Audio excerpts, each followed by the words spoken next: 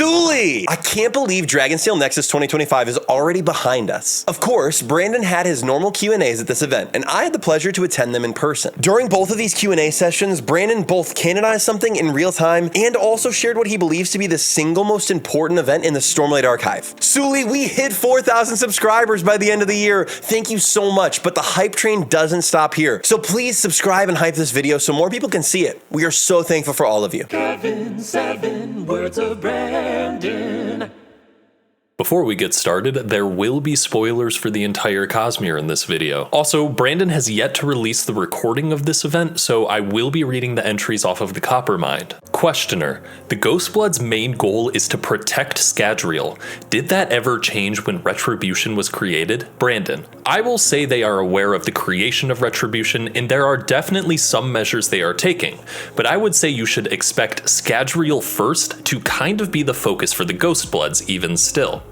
There may be some dissension and disagreements about that internally though. So here we get a little glimpse at the future plans of the Ghostbloods. We obviously already knew that Kelsier found out about Retribution. Shallan and Sion Ailey made sure of that at the end of Wind and Truth. There are, however, two other things that seem to be important here. First off, we already know that the Ghostbloods are focused on protecting Scadrial first, as we know from their core tenets. Now we know that Era 2 immediately followed Wind and Truth, and there was a huge conflict against Autonomy and her cult, the Set. Obviously this threat was taken seriously by the Ghostbloods and distracted them from the conflict on Roshar. Well, not the Rosharan Ghostbloods, but they were running amok, as Twin Soul would say. But what does that mean now that the Autonomy problem was taken care of? Well, personally, I don't think Retribution is going to be the antagonist for Era 3. Ghostbloods is the series all about, well, the Ghostbloods, and I imagine that they will have bigger fish to fry at home, or at least other big fish. This really leaves me curious about who the true antagonist will be. The second interesting thing here is the dissent amongst the Ghostbloods. I have to think Brandon was talking about Delaval here. It was confirmed at the end of Wind and Truth that Delaval would want to hunt down Shallan for killing his sister Iato. I think that might turn his sights away from Scadrial and more towards Roshar for the time being, but the dissent may go further in the crew. Retribution will be a serious problem. Surely some of the Ghostbloods will think ignoring him will be bad for Scadrial in the long run. Questioner: so my question is Hoid a cognitive shadow? Brandon: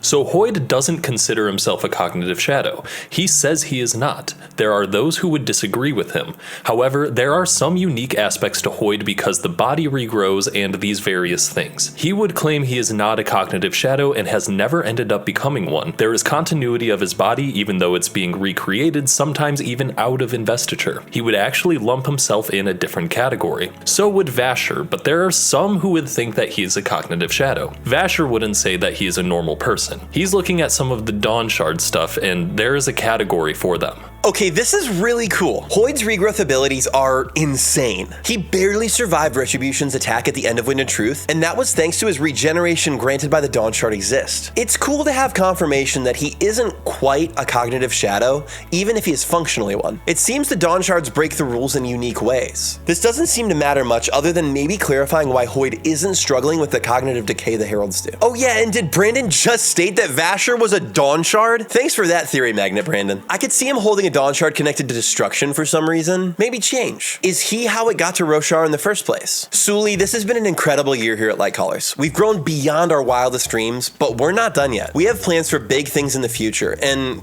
they're only possible because of our patrons. If you've ever thought about supporting Lightcallers, check out our link to the Patreon below. There's some really cool options in our tiers, and we'd love to see you join our private Discord. Questioner: my question is what the role of the Kandra will be once they get off of the world of Scadrial. Will they be maybe with the Night Brigade or spies, mercenaries? Because they have that shape-shifting ability that would let them replace other characters, potentially. Brandon: this depends if it's before. There's a certain event that will happen. It's not going to happen on screen. I'm sorry. It happens in the intervening years, where Sazed just basically lets the Kandra go. They're released from their contracts. If it's before, they should be doing what Sazed says. They don't all, but they should be doing. After, he's just like, you need to live your lives and be your own people. Then they get to decide. Some, and I would say the majority, continue doing what they had been doing. There's a lot of momentum behind just living a life, and things like that. Others might do as you say, go out and be mercenaries. Some might just explore the Cosmere. Others might just go and be weirdos like Ulam.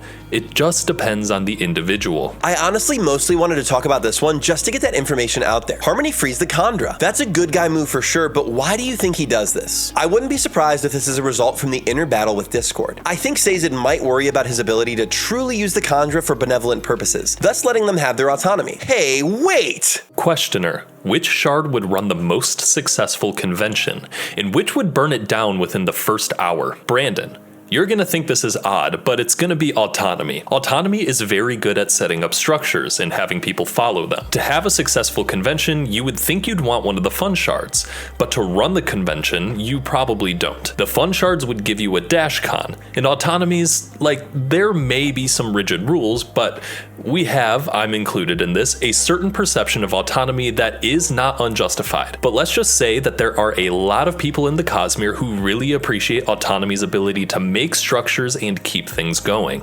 The train runs on time with autonomy. Who's most likely to burn it down? Ruin? Yeah, okay. You don't want a convention started by Ruin. We'll go with Ruin. Whimsy? See, Whimsy's not quite as... No, Whimsy is pretty wacky. You don't know enough about Whimsy yet, though. Ruin, definitely worse. So autonomy's a good thing now? I honestly really like thinking about this topic. How often do we judge a shard by its cover? The Stormlight Archive quickly showed us how messed up Honor and Cultivation can be, while still having plenty of redeeming qualities. That's the reality, really. Each shard has its good and its bad. Even Ruin was necessary for humanity to change and live. They would have otherwise been stuck in place by preservation. So yes, autonomy isn't a great intent in isolation, but there is a lot going for it too. And I think that shows us that shards aren't just black and white, good and bad.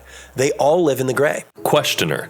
Hoid's motives have always kind of been unclear. I was wondering, with this new book, The Fires of December, will we get any more perspective into what his true goals really are? Brandon. This book will give you a perspective on one of his goals, kind of in the short term. You kind of already know what it is, but you will reinforce that one. I'll just leave it there.